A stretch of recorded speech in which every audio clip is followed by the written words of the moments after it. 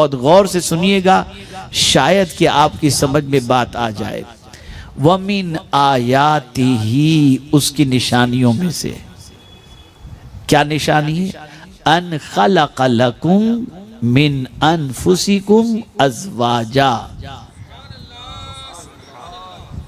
تمہی میں سے تمہارے لیے جوڑا بنایا، جوڑا پیدا کیا۔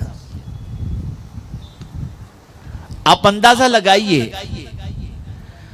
اللہ نے کوئی چیز بھی بے جوڑ نہیں بنائی، ہر چیز کا جوڑا۔ وَمِن كُلِّ شَيْءٍ خَلَقْنَا زَوْجَيْن، ہر چیز کا ہم نے جوڑا بنایا، کوئی چیز بھی ایسی نہیں جس کا جوڑا اللہ نے نہ بنایا ہو، ہر چیز کا اللہ نے جوڑا بنایا۔ میرے پیارے آقا صلی اللہ تعالی علیہ وسلم کے پیارے دیوانوں، لیکن یہ میاں بیوی کے جوڑے کے حوالے سے قرآن نے بڑی عظیم بات بتائی، فرمایا وَمِنْ آیَاتِهِ، اس کی نشانیوں میں سے۔ یا اللہ، اس کی یہ تیری کیسی نشانی ہے؟ تو اب تھوڑا سا سمجھیں، نشانی ہوتی کیا ہے؟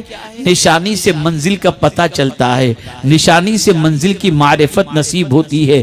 مثال کے طور پر اگر ہم یہاں سے احمد آباد جانا چاہیں تو راستے میں ہم کو نشانی مل جاتی ہے، لکھا ہوتا ہے احمد آباد کا راستہ اس طرف ہے، ایئرپورٹ کا راستہ اس طرف ہے، احمد آباد اتنا کلومیٹر ہے۔ اس نشانی سے ہمیں منزل کا پتہ چلتا ہے۔ اللہ فرماتا ہے اللہ کی نشانیوں میں سے ایک نشانی ہے۔ کیا نشانی ہے؟ اللہ نے تمہیں میں سے تمہارے لیے جوڑا بنایا۔ اللہ اکبر، یہ بھی اللہ کی نشانی ہے۔ اے اللہ، یہ جوڑا تو نے بنایا، لیکن تیری معرفت اس جوڑے سے کیسے نصیب ہو، تیری معرفت اس جوڑے سے کیسے حاصل ہو؟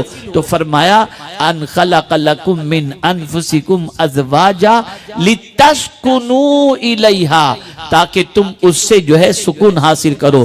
تمہیں میں سے تمہارے لیے جوڑا پیدا کیا گیا، تمہاری بیوی بنائی گئی، اور اس بیوی کے ذریعے تم سکون حاصل کرو۔ اب آپ دیکھیں میرے پیارے آقا صلی اللہ علیہ وسلم کے پیارے دیوانوں، انسانی زندگی کے اندر سکون کے بہت سارے ذریعے ہیں، بہت ساری چیزیں ہیں۔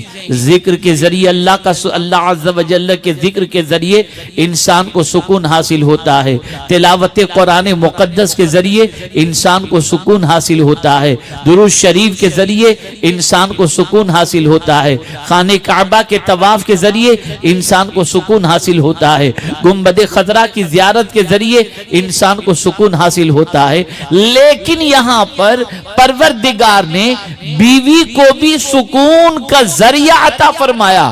کیا مطلب؟ مطلب یہ ہے کہ اے رسول اعظم صلی اللہ علیہ وسلم کے دیوانوں، ایک عمر ہوتی ہے زندگی کی، ایک چھوٹا سا بچہ جب پیدا ہوتا ہے تو اس کی دیکھ بھال اس کی ماں کرتی ہے، اس کا باپ کرتا ہے۔ وہ ننھا سا بچہ برہنہ ہوتا ہے، ننگا ہوتا ہے، ماں اسے دھلاتی ہے، ماں اسے نہلاتی ہے، ماں اسے پاؤڈر لگاتی ہے۔ یہی بچہ جب 8 سال کا ہو جاتا ہے تو خود سے نہاتا ہے، اب ماں کے سامنے ننگا گھومنا پسند نہیں کرتا، وہ اپنے آپ کو چھپائے رکھتا ہے، اپنے آپ کو سیپریٹ رکھتا ہے، کپڑے الگ سے روم میں جا کر کے پہنے گا۔ چھپی ہوئی زندگی، اب اپنی وہ چیز جسے چھپانا چاہیے، جو شرم کی چیز ہے، وہ اسے چھپائے رکھتا ہے اور زندگی گزارتا ہے، یہاں تک کہ وہ انسان بالغ ہو جاتا ہے۔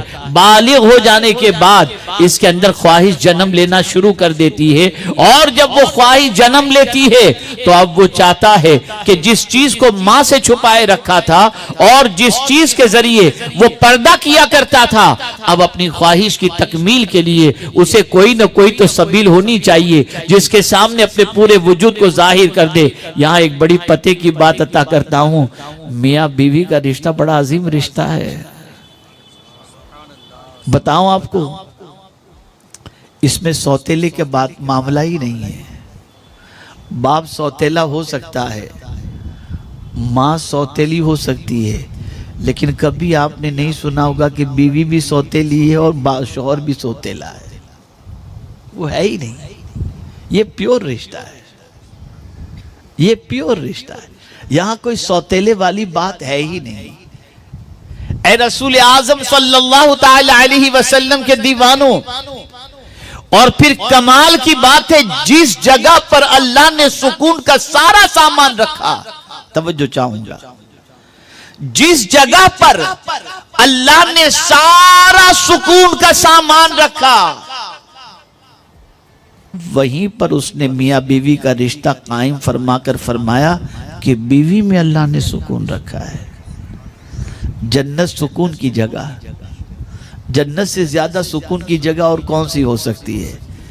یہاں تو سچویشن ایسی ہے دنیا کے اندر، اس سے ملے تو اس کی، اس سے ملے تو اس کی، آج وہ ہمارے بارے میں کیا کہہ رہا ہے، کل وہ ہمارے بارے میں کیا کہہ رہا ہے، سن سن کر، بات سن سن کر دماغ پک جاتا ہے۔ کوئی گالی بک رہا ہے، کوئی غیبت کر رہا ہے، کوئی چگلی کر رہا ہے، کوئی یہ کر رہا ہے، کوئی وہ کر رہا ہے، دنیا میں سوائے ٹینشن کی اور کوئی چیز نہیں۔ لیکن جنت میں آپ کو کوئی ٹینشن کی بات سننے ہی کو نہیں ملے گی، وہاں تو سکون ہی سکون ہے۔ لیکن یا اللہ، سکون جنت میں ہے، لیکن جنت میں حضرت آدم علیہ الصلاۃ والتسلیم کے لیے تو نے حضرت حوا کو پیدا فرمایا اور فرماتا ہے کہ اس میں سکون ہے۔ یا اللہ، جنت کی ساری نعمتوں کے ساتھ ساتھ سکون کے لیے تو نے بیوی کو بھی پیدا فرمایا، اور اس رشتے کی ابتدا تو نے جنت سے فرمائی۔ اور یہ بھی یاد رکھیں، یہی وہ رشتہ ہے جو جنت تک چلے گا۔ سورہ یاسین کے اندر ہے کہ قیامت کے دن میاں بیوی جنت کے جھولے کے اندر جھولتے ہوئے نظر آئیں گے، لیکن یہ نہیں فرمایا کہ قیامت کے دن بیٹا ماں کے ساتھ ہوگا، ماں بیٹے کے ساتھ ہوگا، یہ بات نہیں آئی۔ لیکن یہ بات ضرور آئی ہے کہ میاں بیوی جنت میں جھولتے ہوئے جھولے کے اوپر نظر آئیں گے۔ یہ رشتہ وہ ہے۔ کیوں یہ رشتے کو اتنی پائیداری عطا کی گئی؟ اس لیے کہ نسل انسانی جو ہے اس کی بقا اسی رشتے کی بنیاد پر ہے۔